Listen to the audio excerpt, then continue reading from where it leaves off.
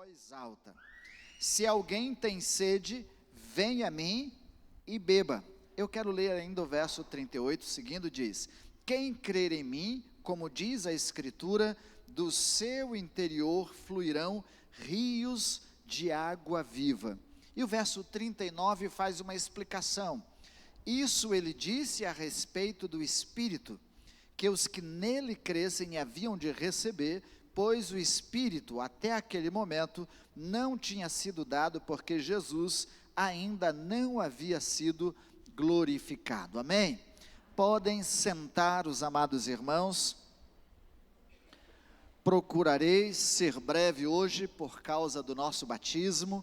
Hoje nós tivemos várias atividades aqui na igreja, além da IBD, que os irmãos estão convidados, convocados a participar, e continuamos estudando o livro de Provérbios. Hoje nós estudamos sobre sabedoria. Tivemos a nossa IBD, mas também tivemos o nosso abraço. No abraço nós tivemos várias pessoas participando conosco, algumas que estão chegando para se tornarem membros da igreja, vindo de outras igrejas batistas ou de algum outro grupo denominacional, mas também um grande número de pessoas que vão se batizar hoje, vão descer as águas. Quem fez o batismo com a gente, aliás, o batismo, né? Quem fez o abraço com a gente hoje, fique em pé para que a igreja conheça vocês e digam: seja bem-vindo. Aí, todo esse povo fez o abraço hoje, olha, vamos dizer para eles: sejam bem-vindos.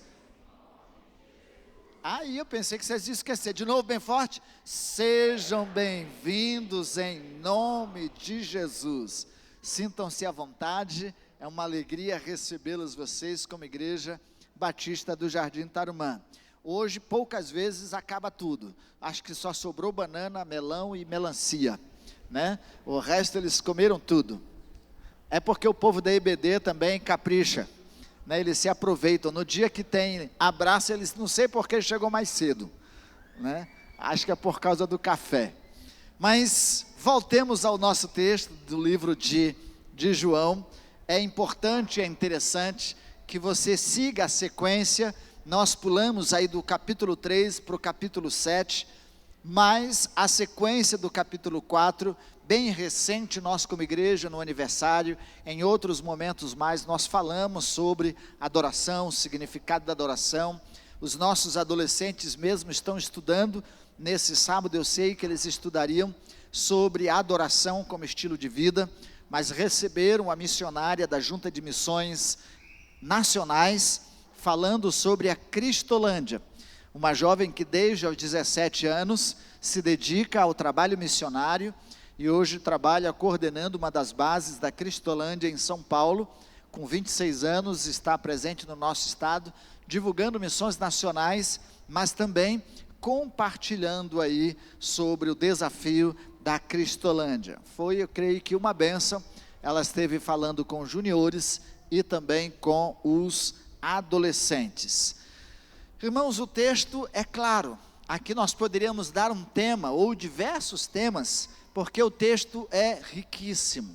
Mas poderíamos dizer assim, um convite extraordinário de Jesus.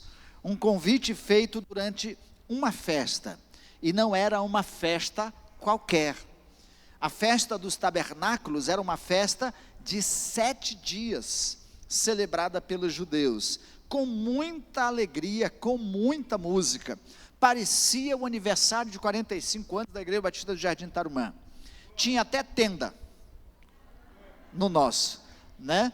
A festa dos tabernáculos, ou a festa da cabana, como era chamado, a festa de Sucote, era uma festa com cabanas, com tendas, que eram realizadas em Jerusalém, para comemorar, para celebrar o período que eles viveram no deserto, porque e era uma festa. Se você abre Levítico capítulo 23, quando fala ali sobre as festas judaicas e como eles deveriam comemorar, a partir do verso 33, você acompanha sobre a festa dos tabernáculos. Eles deveriam celebrar essa festa por 7 dias, num período mais ou menos como agora mesmo, setembro, outubro, né? Era a festa em que eles comemoravam que viveram peregrinando no deserto, vivendo em tendas, e que a vida que passamos por aqui é transitória, trazendo um sentido de eternidade, mas também de promessa que Deus daria a eles uma terra prometida. Era uma festa em que eles celebravam também a lavoura, o cultivo, a provisão de Deus a eles, e também celebravam a salvação, apontando para Cristo Jesus, o Messias. Nessa festa é que Jesus estava presente e se levanta no último dia da festa, no 7º dia da festa, no ápice, no domingo à noite dos 45 dias de aniversário da Igreja Batista do Jardim Tarumã. Naquele ápice da festa, Jesus se levanta e então ele brada dizendo e se apresentando: quem tem sede, venha a mim e beba. E aí, numa alusão de que aquele que dele bebesse, do seu interior fluiriam rios de água viva. Esse era o contexto. Para a gente compreender, você vai lá também para o Evangelho de João, capítulo 4, quando Jesus vai ensinar sobre adoração, mas vai ter um diálogo com a mulher samaritana. Lá, da mesma forma, Jesus se apresenta como aquele que era a água da vida, e quem dele bebesse jamais teria sede. Se você abrir também Isaías 55, o profeta vai fazer um convite também para as pessoas, dizendo: vinde, bebam, né, de graça, comam de graça, fazendo uma referência a Cristo Jesus, a promessa. Para a gente ilustrar como a água é um elemento essencial para a nossa vida, nós estamos vivendo um tempo de muita seca. Por exemplo, eu aqui começo a falar e a boca já vai ficando seca. Significa dizer que eu quero água, né? Olha aí, tá vendo? Isso é uma bênção. Olha que maravilha. Melhor ilustração que essa não tem, né? E todos os médicos hoje nos recomendam, dizendo que nós devemos beber muita água. Se você não bebe água o suficiente, você vai ter um dia com dor de cabeça, né? Vai poder passar por uma desidratação, especialmente as pessoas idosas que não gostam de beber água, né? É muito raro ter um idoso que gosta de beber água, mas passou de uma determinada idade, tem que beber muita água, e nesse tempo, principalmente, porque desidratação mata idoso, mata velho, né? Desidrata rápido e depois não consegue mais recuperar. Então, nós precisamos de água. Interessante também é que nessa festa de Sucote, ou festa dos tabernáculos, havia um ritual que era celebrada naquela época pelos judeus e na cidade de Jerusalém, com o carro-chefe celebrado e seguido pelo sumo sacerdote, porque ele saía do templo, ia até o tanque ou a fonte de Siloé, enchia uma jarra de ouro de água e vinha e derramava no altar do templo. Era um ritual que deveria ser repetido todos os dias. E aí essa referência à água, vamos nos lembrar do deserto, do povo no deserto, quando eles tinham sede, Jesus era aquele que providenciava a água, fez sair água da rocha, dos poços que foram abertos pelos patriarcas para saciar a sede do povo do deserto. Quando Jesus se apresenta diante de um desses poços para a mulher samaritana, também ele se apresenta como a água da vida. Era uma referência ao Messias, aquele que haveria de vir para salvar todos os homens. Está aí, se você ler todo o texto do capítulo 7, controverso, entre as dúvidas, quem era Jesus, se ele era o Messias, se os milagres que ele estava fazendo, de fato eram vindos de Deus, ele era realmente o esperado, prometido, o Messias, o Salvador da nação de Israel, o Salvador de todos os homens. Nesta expectativa, numa festa celebrativa, apontando para o Messias, com o cerimonial da água derramada no altar. Naquele dia, Jesus se levanta, e aí você entende o significado disso, quando em alta voz ele disse: quem tem sede, se você tem sede, vem a mim e beba, porque eu sou, nessa expressão, o Messias, eu sou o Salvador, eu sou a resposta que vocês aguardam e esperam, eu sou a promessa feita e que vocês aguardam e esperam. Isso foi tão impactante, seguido pelos ensinos de Jesus, que os guardas que foram enviados pelos fariseus para prenderem Jesus, os guardas do templo, não prenderam Jesus, voltaram sem Jesus preso. E quando eles perguntaram para os guardas: você não prendeu? Ele diz: como eu poderia prender? A forma como esse homem fala, ninguém nunca falou. A autoridade que ele tem, ninguém nunca teve. Os ensinos dele são diferentes. Os próprios guardas estavam impactados com a fala, a presença, a apresentação, o chamado, a voz de Cristo Jesus se apresentando naquele instante como Redentor, como Salvador, como Messias, como prometido, como a fonte de água viva, que todos deveriam nele ser saciados. Aqueles guardas não puderam prender Jesus. E eles disseram assim: vocês também acreditam nele, como essa ralé, como esses pobretões, como esses ignorantes, que não conhecem nada, e não acreditam? Vocês também estão acreditando? Mas assim eles foram impactados. Mas agora voltemos para o texto, para a gente, já compreendendo o contexto histórico de Jesus aqui, e aí me volto. No último dia, o grande dia da festa, Jesus se levantou e disse em voz alta: se alguém tem sede, venha a mim e beba.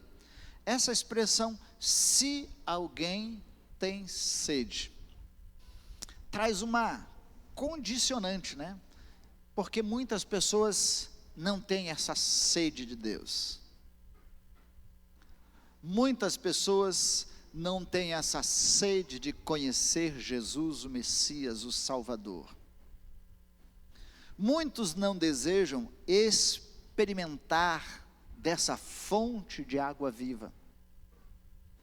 Muitos, apesar do clamor, do convite de Jesus, não estão abertos para receberem essa porção de Deus para suas vidas. Mas se alguém tem sede, o lugar onde vão ser saciados é em Cristo Jesus. E aí ele diz: aqueles que dele beberem, do seu interior fluirão rios de água viva. Olha o lugar de onde eles estavam tirando água, de uma fonte de Siloé. Não era um rio, porque não tinha rio em Jerusalém, especialmente ali naquele lugar. Mas havia uma fonte. Vocês devem se lembrar do milagre que Jesus realizou, inclusive nesse lugar. Mas eles tiravam de uma cacimba, de uma fonte, de um poço. E Jesus disse: olha, aqueles que de mim beberem, do seu interior fluirão rios de água viva. Não é de uma cacimba, não é de um poço, não é de um tanque, não é de uma fonte esgotável, não é de um lugar que cessa a água, mas é de algo que você vai experimentar, e de dentro de si fluirão rios de água viva.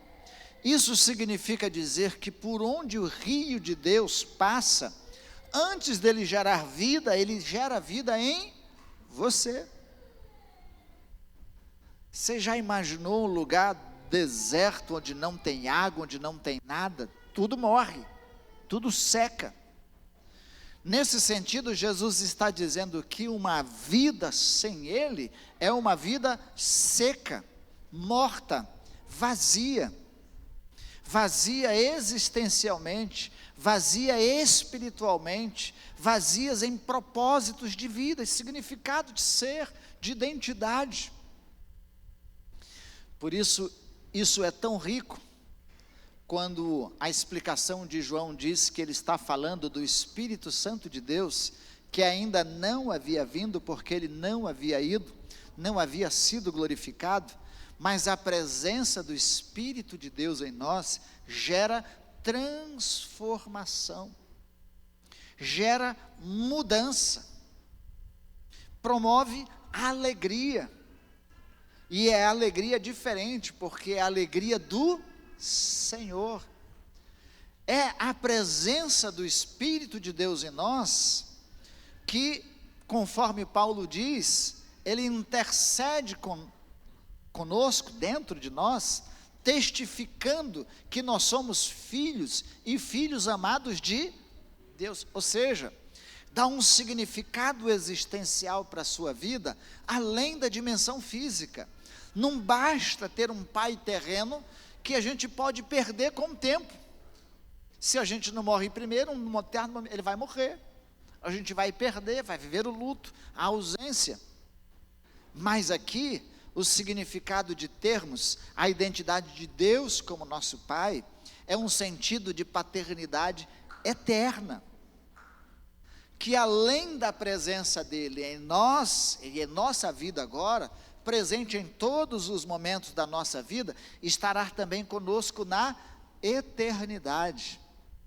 Essa testificação que nos faz passar por alguns momentos de dor, de sofrimento, de tristeza, de angústia, e você olhar para dentro de si, mas eu tenho o Espírito Santo de Deus, para aquela hora que quando você vai para a presença dele em oração, e diz também que o próprio Espírito de Deus intercede por nós nas nossas orações com gemidos inexprimíveis, porque tem hora que a sua angústia, a sua dor é tão grande, que você não tem palavras para significá-la, para expressá-la.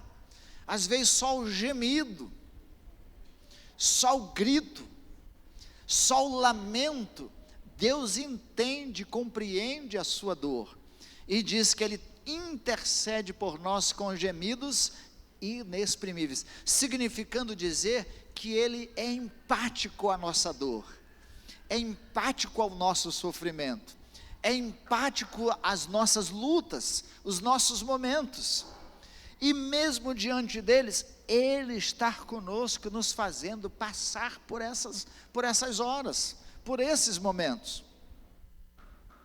É nessa expressão que a gente compreende a totalidade do Salmo 23, ainda que eu ande pelo vale, não temerei algum, porque tu estás, a tua vara e o teu cajado me consolam. A presença de Deus na nossa vida, a presença de Cristo Jesus, que traz a presença do seu Espírito, do Espírito de Deus em nós, nos faz viver de maneira diferente, com perspectivas diferentes, com uma cosmovisão diferente, com um olhar diferente de qualquer outra pessoa, que não é apenas positivismo, não é pensamento positivo, não é só isso, é um olhar que vai além, é um olhar eterno, na expressão do próprio Paulo, quando diz, nós temos um tesouro em vasos de barro, para que a excelência do poder seja de Deus e não nossa. Olha que coisa preciosa, dizer, apesar das minhas fraquezas, apesar das minhas dores, apesar da minha humanidade, apesar de quem eu sou, eu tenho um Deus eterno dentro de mim. Eu tenho um Deus tremendo, imenso, grandioso, soberano, absoluto. E aí a gente compreende a força das águas, para a gente compreender até a força de Deus na nossa vida. Quem aqui já foi em Itaipu? 2? Só 2? 3? Eu recomendo vocês irem lá, viu? Vale a pena. É um passeio extraordinário. Gastamos muito dinheiro lá, mas também nos alimenta energeticamente. a riqueza das águas. Um rio represado, colocado ali algumas bobinas, ela transforma a água em energia pura, capaz de alimentar o Paraguai e parte do Brasil. Veja que a água tem um poder extraordinário. Se você tem um lugar deserto e você faz com que passe um rio por aquele lugar, a transposição do Rio São Francisco, a alegria do nordestino, a alegria do lugar onde a água chega, onde o deserto está, chega a vida. Então a energia, o poder de Deus, o poder do Espírito de Deus em nossa vida, é muito mais do que Itaipu, é muito mais do que qualquer outra usina. A riqueza de vida e de tudo mais que o Espírito de Deus pode produzir em nós, é muito mais. Você pode entender isso abrindo sua Bíblia no livro de Gálatas capítulo 5, quando ele fala sobre o fruto do Espírito. Fruto do Espírito é paz. Quem pode produzir paz? Nós estamos vendo aí a corrida dos armamentos, a disputa de poder, de força, e a força para promover paz. Isso parece estranho, não é? É meio antagônico, eu ter que matar para promover paz, eu ter que destruir para promover paz. E Deus, em nossa vida, Ele traz paz, a presença de Deus, numa vida angustiada, sem significado, sem sentido, perdida, é a presença de Deus que traz paz, que traz equilíbrio, que traz esse refrigério, essas convicções, certezas. Então, paz, amor, longanimidade, benignidade, fidelidade, mansidão, domínio próprio, é o rio de Deus passando na nossa vida e produzindo todas essas coisas. Você que era impaciente, passa a ser paciente. Você que era rancoroso, passa a ser longânimo. Você que não perdoava ninguém, passa a ser um perdoador. Você que não amava ninguém, passa a amar as pessoas. Você que era um matador, se torna um resgatador de vidas. Então, o poder de Deus, o fluir de Deus, a presença de Deus, do seu interior fluirão rios de água viva. O que Deus é capaz de fazer na sua vida, você não imagina. Mas é preciso aceitar o convite de Deus. Se alguém tem, beba. É preciso experimentar. Não dá para eu dizer para vocês, bebam água aí.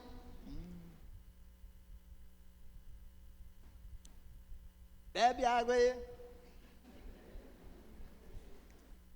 Cadê a sua água? Se você não beber, você não experimenta. Se você não colocar para dentro da sua vida, você não experimenta. Se você não receber, você não experimenta. E o que Jesus estava dizendo para aquela hora, creiam em mim. Aceitem a mim. Recebam a mim como Salvador.